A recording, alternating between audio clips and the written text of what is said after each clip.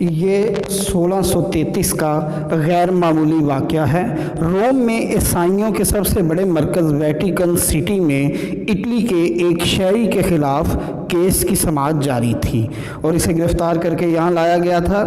یہ کوئی معمولی آدمی نہیں تھا، یہ اٹلی کا مایہ ناز سائنسدان،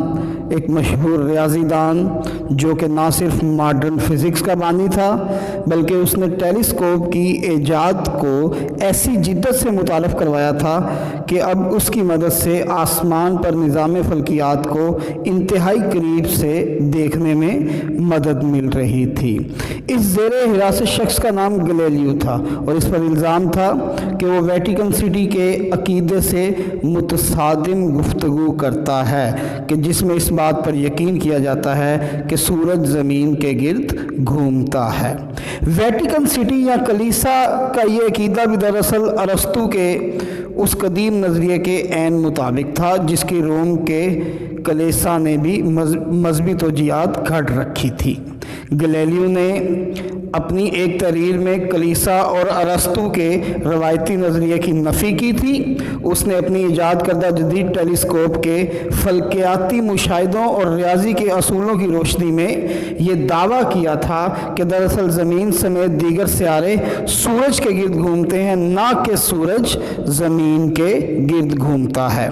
گلیلیو کے اس نظریے نے کلیسا کو اشتعال دلایا تھا، اسی لیے اس کے خلاف مقدمے کی سماعت جاری تھی۔ ثبوت پیش ہوئے اور اسے عمر قید کی سزا سنا دی گئی۔ گلیلیو کے لیے یہ سزا ایک بہت بڑا دھچکا تھی اور اس نے سزا سے بچنے کے لیے کلیسا سے معافی بھی مانگ لی، لیکن اس وقت تک بہت دیر ہو چکی تھی اور وہاں مذہبی انتہا پسندی بھی عروج پر تھی۔ لیکن سزا کے ایک روز بعد سائنسدان ہونے کی وجہ سے گلیلیو کے ساتھ صرف ایک نرمی برتی گئی کہ اسے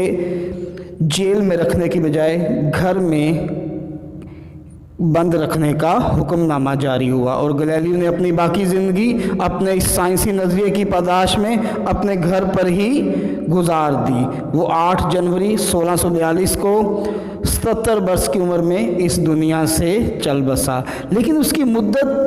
کی موت کے بعد وقت نے ثابت کیا کہ گلیلیو سچا اور بے گناہ تھا اور اسے دی جانے والی سزا اصل میں مذہبی طبقات کی جانب سے ہٹ دری تھی۔ اور اس کی مدت کے 359 سال بعد جس کلیسا سے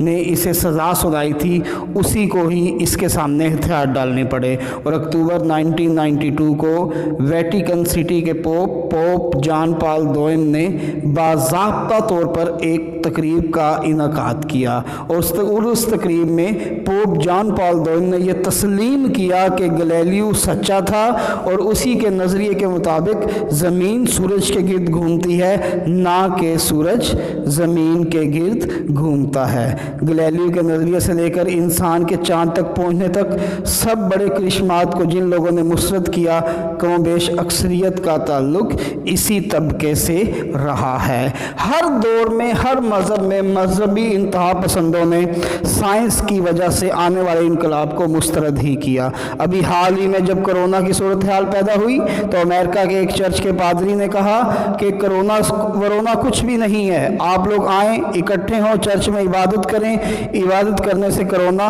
ختم ہو جائے گا۔ اس لیے مذہبی انتہا پسندوں کا سائنس کو تسلیم نہ کرنے کا رویہ آج بھی اسی طرح قائم